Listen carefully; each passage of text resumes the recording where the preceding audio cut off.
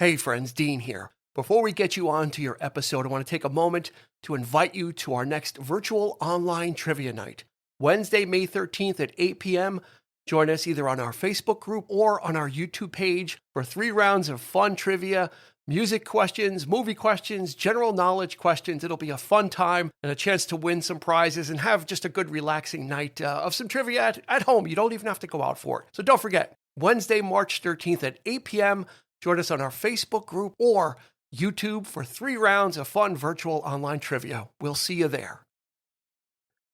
In this special mini-series, we'll be talking about the Disney Plus series, The Book of Boba Fett. Episode 1 breakdown coming your way right now. Get ready for the 3324 podcast, where lifelong friends Dean Legiro and Erik Kuber share their love of all things music and movies. Dean has directed short films and is a music trivia buff, and Erik, trained in audio engineering, brings his extensive knowledge of music and film to the conversation as they discuss, debate, and celebrate their favorite albums, films, and much more. Welcome, friends, to this special mini-series where we're kicking our quick hits to the side, and we're going to be talking about the Disney Plus series, The Book of Boba Fett. It's a 7-episode mini-series, so each Monday we'll be bringing you our breakdown, right, Erik? That's right. Hello, folks. Happy New Year. Happy New Year. And what, Yes. what a New Year's gift to get is Absolutely. a new when one series pretty much Disney's got us locked in. They end a Marvel series, they give us either another Marvel series or they give us a Star Wars series. So we're going to take advantage of that and talk about the Book of Boba Fett, which was much anticipated if you stayed to the end credits of the end of the Mandalorian season 2, which wasn't if that wasn't a tearjerker enough, Right. right? Yep. If you weren't like feeling a whole range of emotions, and then you stayed till the very end, and they give you a stinger that nobody was expecting. It got if the internet didn't blow up with the end of the Mandalorian season 2, it blew up with the end credit stinger, where Boba Fett returns to Jabba's palace. And Bib Fortuna has now taken over for him, and he's on his way to gaining weight and looking pretty much the same as him. Yeah. And Boba Fett pretty much dispatches of Bib Fortuna pretty quickly without a lot of conversation, and As it assumes should be. sits on the Yeah. throne, literally sits That's on right. the throne with Fennec Shand, who he saved in the Mandalorian season 2. She's an assassin. She got kind of mortally wounded, and he helped her. And she has sworn allegiance to him, so she's kind of like the sidekick, and she's a master assassin. So they kind of ascend the throne at the end of Mandalorian season 2, and then all you get is a splash that says, the Book of Boba Fett, coming next December or whenever it was, and people just lost. I can't believe it's been a whole year. It's wow. I distinctly remember that, like last year, and it's been a whole year went by. So here we are. It's been crazy. So we're gonna break down each episode. We're gonna do it quickly. This is how we're gonna do it. We'll go through our stats in the beginning. We'll do a quick plot synopsis. We'll talk about the hits and misses, what we liked about it, what we didn't care for too much, and then we're gonna give it a grade. And we'll do that for each episode. So for this episode, episode 1 is called Stranger in a Strange Land, directed by Robert Rodriguez, who did direct some episodes for Mandalorian. One of my favorite episodes with him just Boba Fett destroying stormtroopers. Oh, yeah. Written by, of course, Jon Favreau. And the music is by Ludwig Göransson, and he scored a great score for the Mandalorian series. So he's going to be doing this one. Cool. So Erik, why don't you roll out the plot for us and take us into the world of open up the book of Boba Fett. How'd you like that? Chapter 1. There we go. All right. So the series picks up with Fett, who's already taken over Jabba's palace, slowly starting to build a new criminal empire in his name to seemingly little effect. But through a series of very interesting flashbacks, we get to see just how resilient he is and what he might be capable of becoming.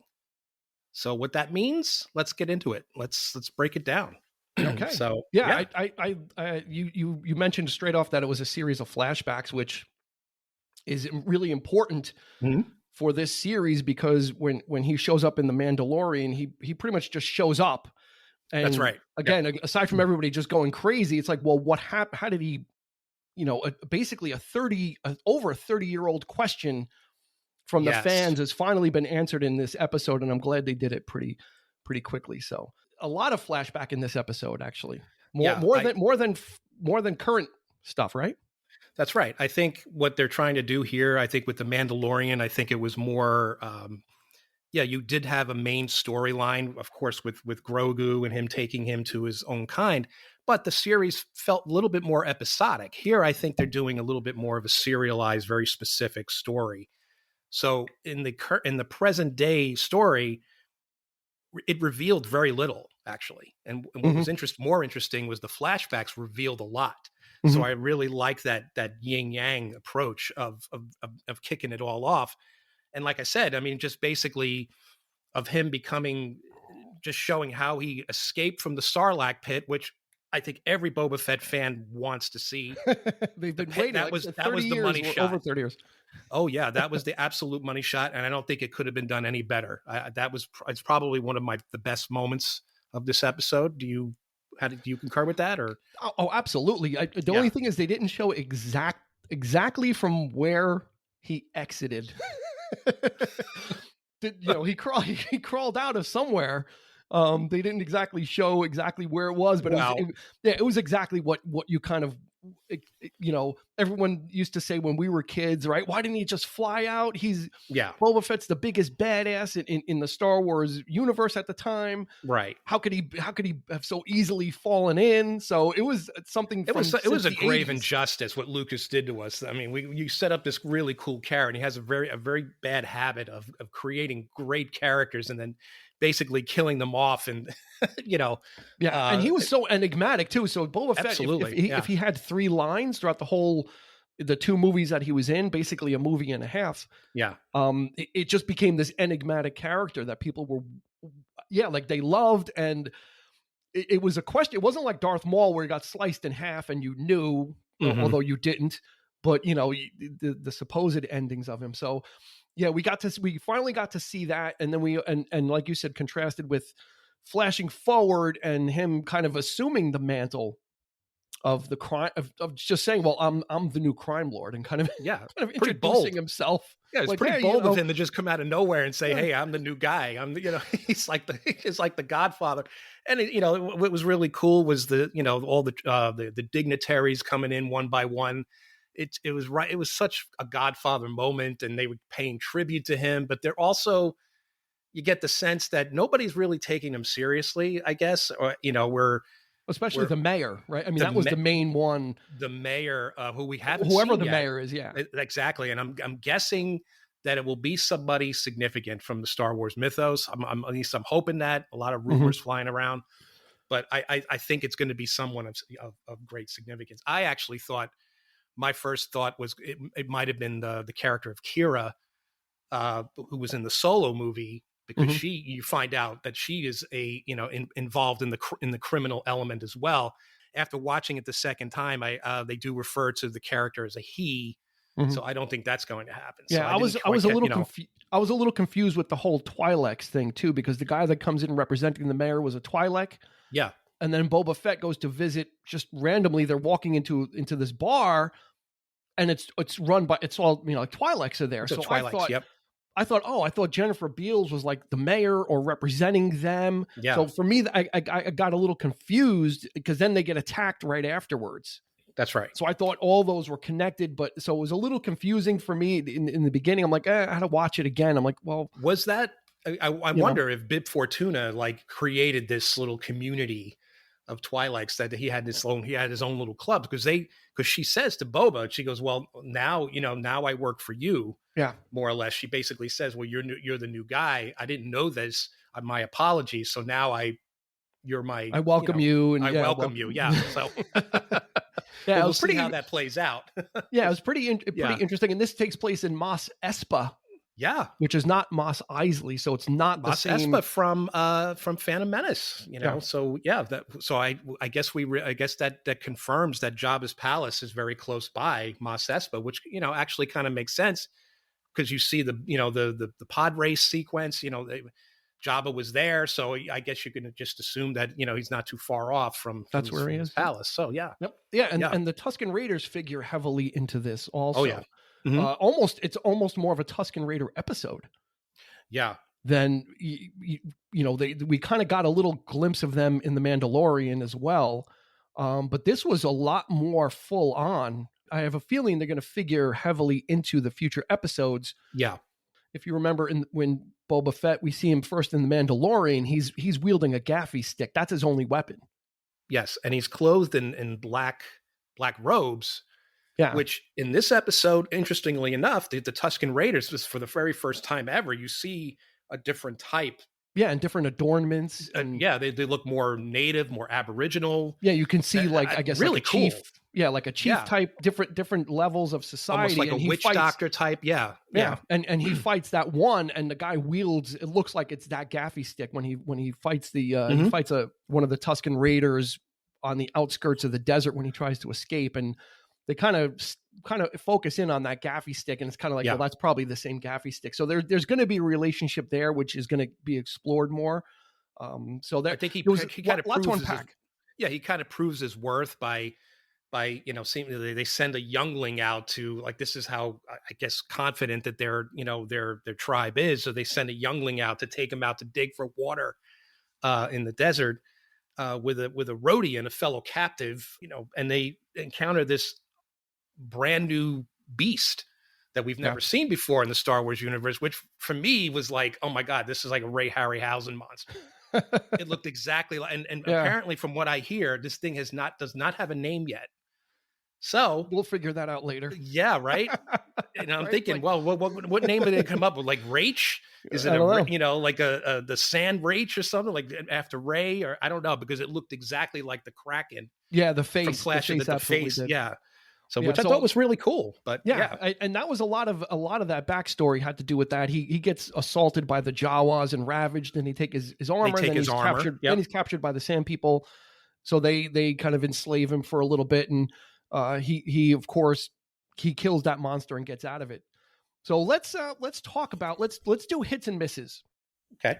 In this episode, this is how we'll close out. We'll kind of close out each episode, and these are going to be shorter. They're not going to be full length podcast episodes because the episodes are only like a half hour or so. Yeah. So why don't you give us your hits first and your misses? So what really connected? What did you really connect with, and what was like? I really enjoyed the physical acting of Tamora Morrison. I think there was some concern of him actually leading his own series. Is he a strong enough actor to do this? I mean, because we've only seen him in these little bit roles. He played Jango Fett in Attack of the Clones. So there was a little bit of concern there. Is he strong enough of an actor to really carry his own series? I think he did a great job. And as far as the scenes where you don't see him talking, a lot of it is the physical acting and that kind of thing, seeing what he's going through, which Star Wars is famous for. When you see that kind of storytelling, that world building or character building, that they're doing something, that you see them and you get to know these characters and what they do and that kind of thing. So that to me was a big hit. The Sarlacc pit, the whole sort of the backstory. My only miss for this might be maybe the episode might have been too short. And I know there's a lot of people saying that it should have been longer. I think I agree with that. There could have been a little bit more to the present day story. You didn't have to reveal too much more, but I think that, as far as the balance, I think usually debut episodes are longer. Yeah, exactly. And it was interesting that they started off with a flashback and ended it with the flashback. That might be my only beef with it. I don't really, other than that, I think compared to the fight scene in the Mandalorian episode, where he's really he's savage in that episode. This one, he seems a little bit more subdued. It's a bit of a nitpick, but it's not that big of a deal. That's fine. But there's like one of my nitpicks too. Group of assassins with these like energy shields, and you just kind of see him like not really moving as quick, and he's just kind of clumsy a little bit. That might be just, and then he gets easily, like he gets wounded again. So he goes back to the regeneration pod, the Bacta tank, where you see him in the very beginning where he's, recovering from his wounds from the Sarlacc, and then he gets sent right back to the thing, which causes more flashbacks, which is, it's an interesting way to tell the story, but it's like, I felt like he could have been a little bit more, gave a better fight. That might be my only beef with it. So Okay. yeah.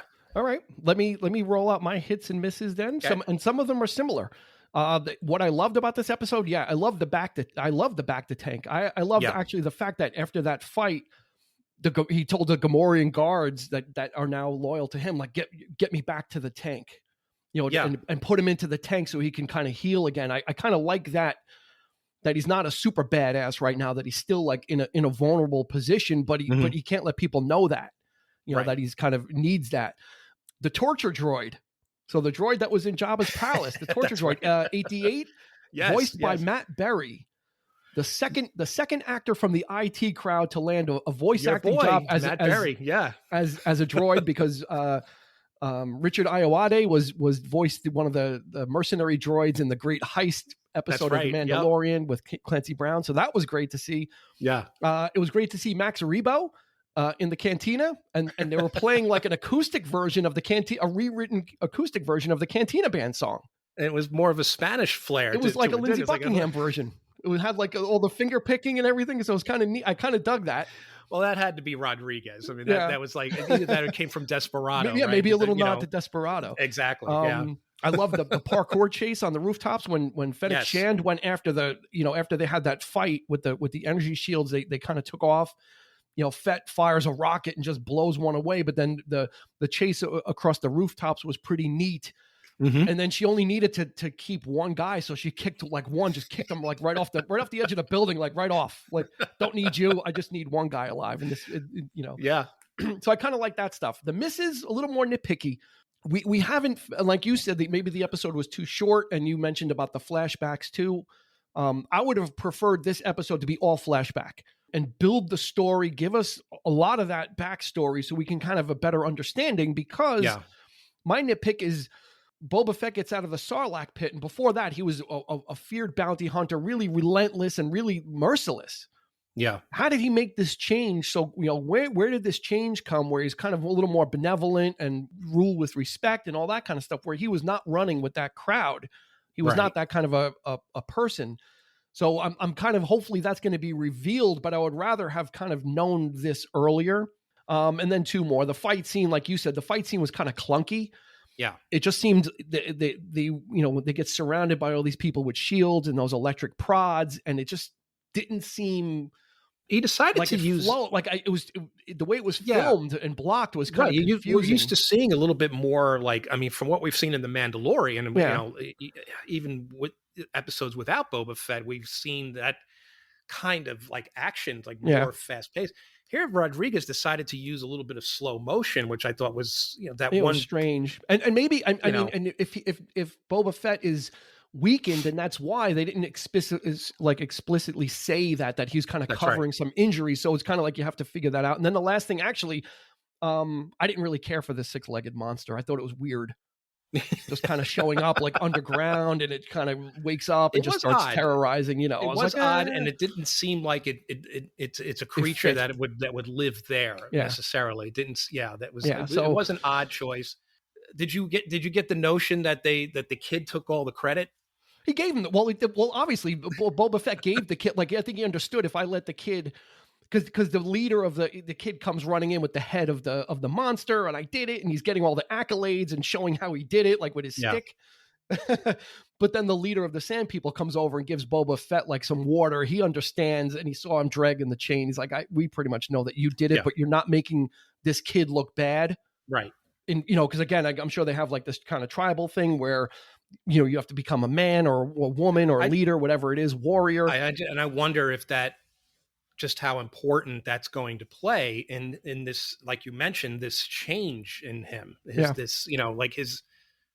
why is he, now he wants to, rule with respect thing. Like, is that part of it, is because of what, and maybe they gift him the gaffy. Maybe they give him the gaffy stick. Maybe I would think so. I think the robes too, like the black robes, obviously, they came from them, and I think that might play a role.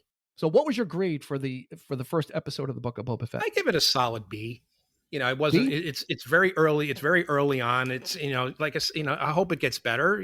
We'll see. But I give it a solid B. Perhaps a little bit shy of a B plus. But I thought it was solid. I thought it was a nice beginning. Close. We're pretty Yeah. close. I came in with a B- because I enjoyed it.